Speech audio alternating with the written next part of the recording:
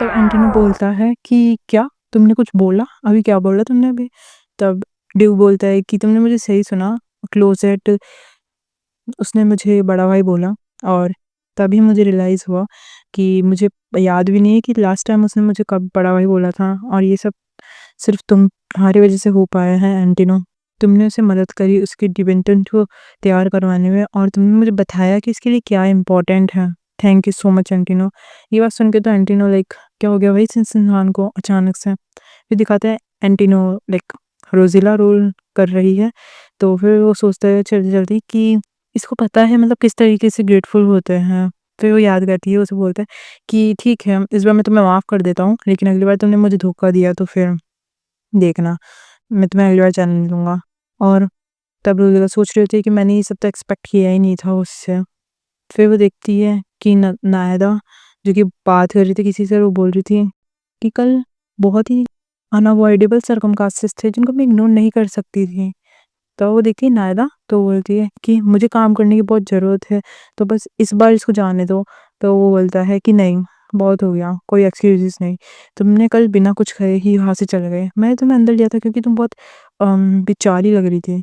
लेकिन तुम्हें पता है इस दुनिया में जीना इतना आसान नहीं है जितना तुम सोचती हो। तो तुम्हारे लिए यहाँ पे कोई जगह नहीं है, यहाँ से निकल जाओ। तब नायरा बोलती है, "1 मिनट रुको तो सही।" फिर वो देखती है रोज़िला को खड़ी हुई, तो बोलती है, "क्या? तुम ऐसे क्या देख रहे हो? क्या तुम हमारी बातें सुन रही थी?" तब रोज़िला बोलती है कि नहीं, मैं नहीं सुन रही थी। तो बोलती है, "1 मिनट रुको तो सही।" तो बोलती, "क्या है? और तुम मुझे क्यों फ़ॉलो कर रही हो?" तब रोज़िला बोलती है कि मेरा मतलब नहीं था कि मैं तुम्हारी बातें सुनूँ। तो बोलती, "फिर क्या? और ये सब क्या मैटर करता है? तुम अपना बिज़नेस में ध्यान दो, ना कि इन सब बातों में। जाओ अपने रास्ते।" तब रोज़िला नायदा के पीछे चल जाती है और चलते-चलते बोलती है, "मैं तो बस ऐसे ही परेशान हो रही थी तुम्हारे लिए कि तुम ठीक हो नहीं हो और सोच रही थी कि चलो ठीक तो हुआ कि लास्ट टाइम की तरह भागी तो नहीं। मैंने सही डिसीज़न लिया एक वुमन की तरह ड्रेस ले करके।"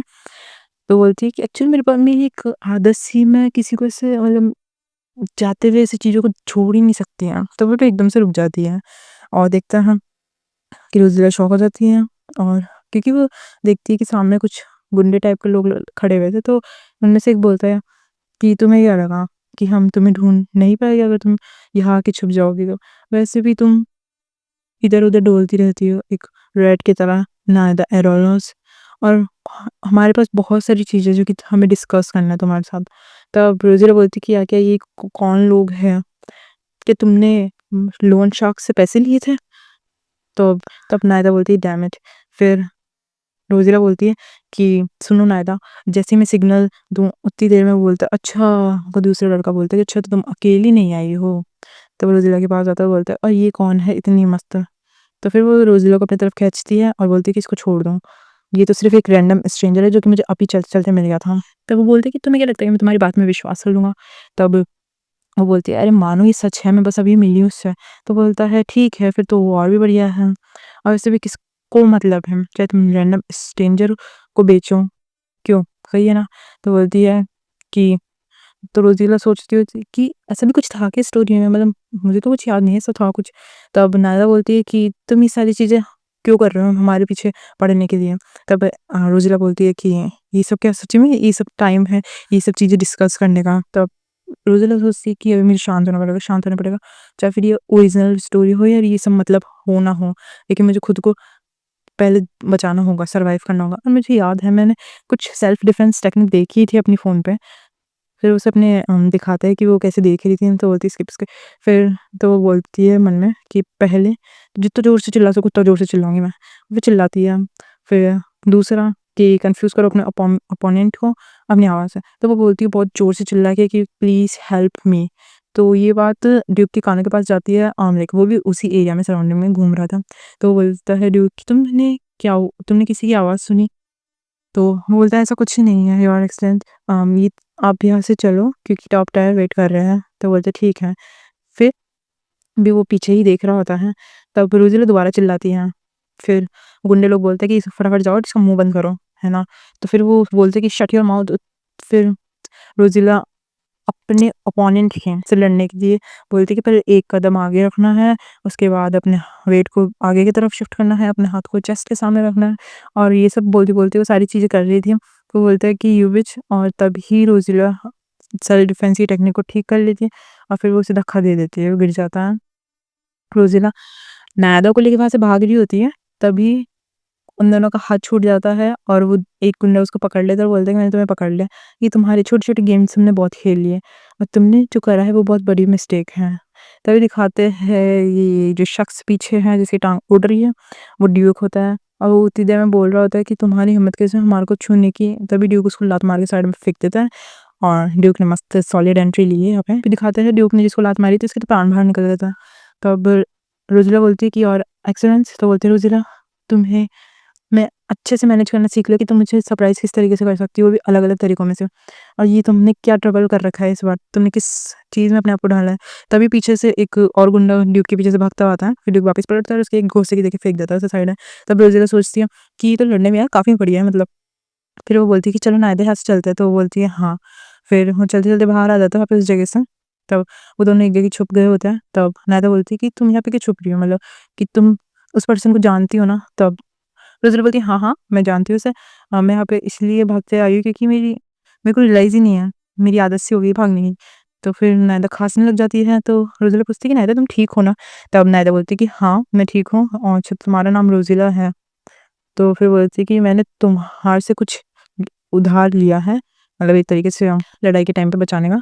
तो ये हमारी पहली मीटिंग थी, फिर मेरे साथ आओ, दिस मस्ट बी फेट, है ना? तो फिर वो दोनों जा रहे होते हैं, तो वो बोलती है आओ इस तरफ। फिर नायदा बोलती है कि ये थोड़ा-सा अजीब-सा है लेकिन ये मेरा घर है और एटलीस्ट मैं तुम्हें थैंक्स तो कर ही सकती हूँ मेरी मदद करने के लिए। तब रोज़िला बोलती है कि नहीं तुम्हें ये सब करने की कोई ज़रूरत नहीं है। तो बोलती है कि मेरी कोई खुद की कुछ प्राइड है, तो तुम यहाँ पे बैठो। तो रोज़िला को यहाँ पे बिठाती है, तो रोज़िला सोचती है कि मुझे पता था लेकिन कि इसकी हालत बहुत ख़राब है, लेकिन मैंने कभी इमेजिन नहीं करा था कि ये सब इतना डरावना हो सकता है जहाँ पे रहती है। और फिर नायदा बोलती है कि मेरे पास कुछ ज़्यादा नहीं है लेकिन मैं सिर्फ़ यही तुम्हें जो दे सकती हूँ और मुझे पता है ये कुछ ख़ास नहीं है लेकिन एक पेंटिंग है जिसे मैंने खुद ने बनाई है। तब रोज़िला ये देख के बोलती है ये तो सेकंड कलेक्शन लग रहा है क्राउन प्रिंसेस का। फिर वो बोलती है एक बहुत ही चमचमाती हुई पेंटिंग, तो बोलती है कि ये आखिरी पेंटिंग है जिसे मैंने बनाई है। तो रोज़िला बोलती है क्या? मतलब फिर बोलती है सोचती है कि मुझे अब ये मत बोलना नायदा कि तुम्हें तुम्हारा फ़ेट ऑलरेडी पता था। तो नायदा एक एक्स्ट्राऑर्डिनरी टैलेंट है उसमें, बट वो मर जाती है किसी इलनेस की वज़ह से, जिससे पहले दुनिया उसके काम को पहचाने। तब रोज़िला बोलती है कि ये एब्स्ट्रैक्ट पेंटिंग ही उसकी आखिरी काम बन चुका है।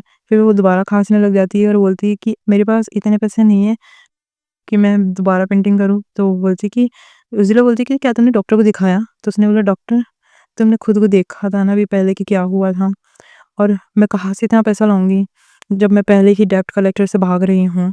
और छोड़ो तुम मेरे पे रहम मत दिखाओ, मैंने अपनी ज़िंदगी इतनी लंबी नहीं सोची है। तो बोलती है कि तुमने कभी सोचा है कि तुमने अपनी पेंटिंग को बेचोगे? तब वो बोलती है कि मैं अपनी पेंटिंग को कभी पेंट ही नहीं करी क्या, क्योंकि मुझे बेचना ही नहीं था। मेरे लिए मेरी पेंटिंग ही बहुत अच्छी है और जब मैंने पेंटिंग करना शुरू करा था मुझे नहीं पता था मेरा फ़ेथ इतना मिसेरेबल होगा। वैसे भी मैंने सब कुछ बेच चुकी हूँ जो मेरे पास था, लेकिन आई नेवर मैं अपनी कभी भी आज़ादी को नहीं बेच सकती हूँ। तो बोलती है नायरा, तो बोलती है हाँ, हाँ। वैसे मैं क्या बोल रही हूँ, मैं किसी से अभी-अभी मिली हूँ, उसको ये सब बातें क्या ही बता रही हूँ मैं। तो तुम एक काम करो, तुम इस पेंटिंग को एक गिफ्ट की तरह कंसिडर कर लो। तब रोज़िया सोचती है कि ये पेंटिंग बहुत ही मायने रखती है नायरा के लिए, लेकिन वो उसे कभी नहीं बेचना चाहती, ना ही उसे खोना चाहती है। ये इसकी आखिरी होप है। तो बोलती है थैंक यू नायरा, ये बहुत ही सुंदर पेंटिंग है। फिर नायदा बोलती है कि अब इस टाउन में कभी भी पैर मत रखना, क्योंकि तुम्हें नहीं पता कि तुमने क्या हॉरिबल थिंग्स देखी है अभी। तो रोज़िला बोलती है कि मैं जल्दी ही वापस आऊँगी, मेरा वादा रहा। तो बोलती है भगवान, इसको मैंने अभी बोला ना कि वापस मत आना, और ये रोज़िला सोचती है कि अगर ये अभी ट्रीट हुई तो ये ज़रूर जी सकती है आगे। फिर क्राउन प्रिंस के पैलेस में दिखाते हैं, तो बोलती है कि एंटीना बन के जाती है वहाँ पे कि योर ग्रेटनेस, ग्रीट करती है उनको। तो बोलती है बहुत ही टाइम हो गया एंटिनो, मैंने तुम्हें डिसअपॉइंटेड करा था तुम्हें क्लोज़र बट पार्टी में ना देख के, और मैंने सुना था कि तुम वहाँ से जल्दी निकल गए थे, लेकिन मैंने तुम्हारी यंगर बहन को देखा था ब्लूज़िला। तो बोलती है हाँ, बुकेट पार्टी वो तो हुआ ही हुआ था, मुझे याद ही है कि सबने किस तरीके से। तो वो भाई एंटिनो भी लाइक थोड़ा सा डिप्रेस में जा रहा होता है, और इसी के साथ ये वीडियो फिनिश होती है।